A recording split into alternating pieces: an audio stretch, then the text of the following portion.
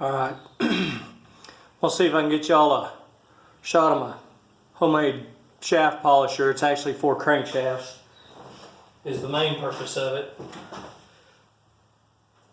Anyway, I just took some 1.5" square tubing and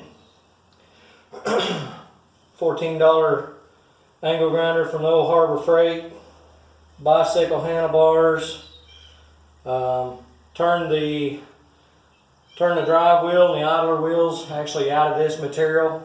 I think it's 2-inch material, and this belt is actually a 2-inch by 72-inch belt that you get from Grizzly.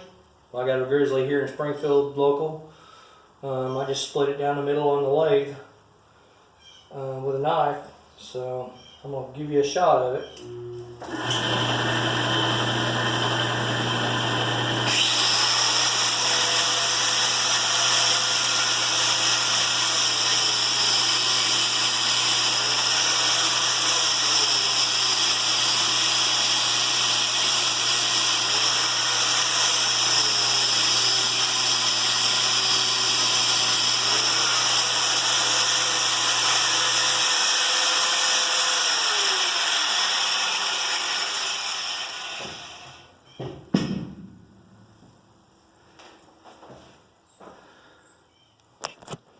Now